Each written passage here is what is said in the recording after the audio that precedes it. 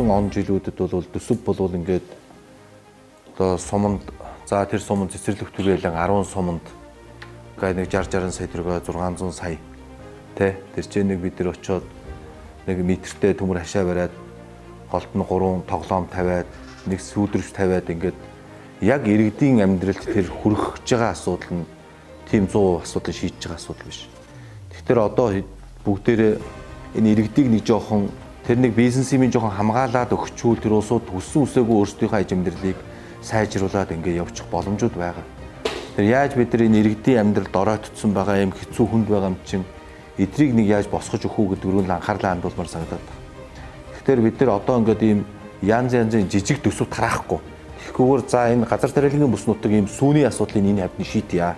3 сумыг энэ жил дараа нь үлдсэн 3 сумыг за энэ тариалангийн одоо энэ уртлын тал дээрийн сумдуудыг яаж махыг үнэтэй болгох уу? Тэр асуудал руу нь одоо орё гэдэг ингээд ийм энэ 3 сумыг энэ жил шийднэ. Дараа нь энэ энтлийн 3 сумыг шийднэ. Ер нь бол одоо бүсчил гэж яриад байгаа юм чи аймагтай хүртэл бүсчлээ хиймээр байгаа. Тэр энэ сүүний асуудлуудыг энэ хойдлын хэдэн сумдаа энэ жил шийдье. Иргэжил. Сүүг бид нар 1500-аар гээд аваачид өгнө. Тэгээ 1500 төгрөгөөр 100-даа өгнө. Тэгэхээр савлгаатай савлцсан сүү 105,500 үйлч 5,500 6,000. Тэнгүүл тэд нар 5,500-аар аваад тэгээд хуураа сүүмөг 9 бүсэнтэй холж жоод ингээд бидэрт эргүүлээд зараад байгаа. Тэгэхээр тэрийг бас ингээд бүссэн маягаар гэдэг юм сумдуудад хамгийн түрүүнд цээл сум, Батцанбүр суман дээр энэ сүүний үйлдвэрийг эргэжил бид нар барих эхлүүлэх ажлыг одоо энэ орон нутгийн төсвүүдээр тавиаж явах хэрэгтэй. Тэгэхээр иргэд тэрчээ өвлзөнгөө одоо шинэ 100-аа гэхэд чинь 2,500-аар борлуулна. Тэрийг нь савлаад эцсийн бүтээгдэхүүн болоо гаргахад тэр 5,500 гэдэг юм уу 5,000-аар нөхчих. Тийм боломжууд эдгээр харагдаад байна. Тэгэхээр тэгээд тэрэнд нь тэр хошоон нь хариуцуулдаг юм жигнэсээ хинд нь хариуцлах юм. Нэгэнд нь хариуцуулдаг. Тэгээд тэр нь өөрсдөө нэг 5 цаасаа олждог. Тэгээд тэр сургууль цэцэрлэг өөрийнх нь дотоодын дэлгүүр оршоог сүгээр хангадаг.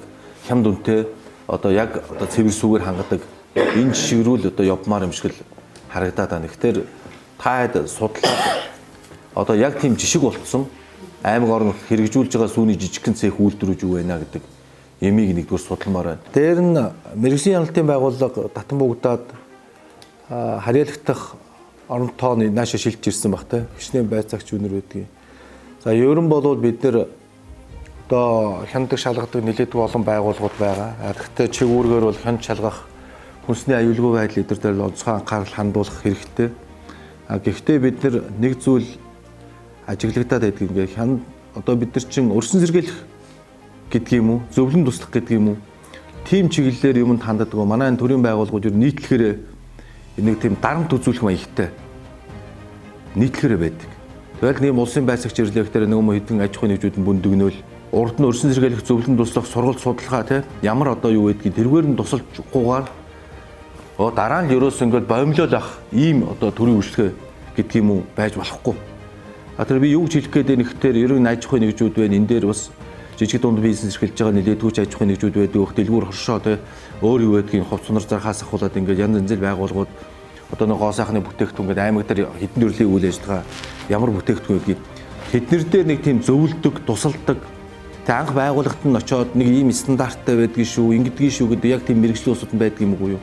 Бас манай байгууллагууд дээр яг тийм чиглэлийн юмнуудыг ажилуулахгүй яг нэг зайлуул нэг жижигхэн мохрын өрөө түрээслэл ороод нэг элдсэн гурилч байдаг юм уу те нэг хэдэн юу ийдгийг тэгээд ингээд оронгуут стандарт ч таарахгүй байна тим юм чинь дихгүй байна гэдэг ингээд үндсэндээ үйл ажиллагаа шинээр эхлэх гэж байгаа бол манай байгууллагаас ирж зөвлөгөө авч те энийг ийм нэг олон нийтэд хүргэж ингэж явмаар байгаа. Тэгэхгүй бол нэг оронгуутаа нэг яг том байгууллагууд нь бол тэрийг яаж хийгээд нөгөө олон жил болцсон жоохон санхүүгийн бэрхшээлээс гарцсан тэ ингээд явж байгаа тэр техник шинжилгээ гэдэг юм орон байраа шийдтсэн тэрийг шийдэхтэр нь дорно гэж шийдэж явчих юм болцоотой байгаад байгаа баг. Зүгээр яг одоо юу гэдгийг нэг жоохон юм хийх гээд байгаа нэг хитэ аарвал тавих гэдэг жоохон борцсон хийх гэдэг юм мэдгүй хүнсний олон төрлийн бүтээгдэхүүн байдаг. Тэрийг хийх гээд байхдаа тэн дээр очиод тийм нэг дарамт маягийн юм үзүүлдэг нөгөө хэд нь төрийн дарамтнаас нь гарч чадахгүй сэтгэл санааны хувьд санхүү мөрөнгөний хувьд ингээд за ерөн бойлыг бүтэхгүй юм байна гэдэг ийм байдлаараа биш одоо аль болох сэтгэл зүйн хувьд санхүүгийн хувьд бодлогын төвшөнд дэмжмээр байгаамаа.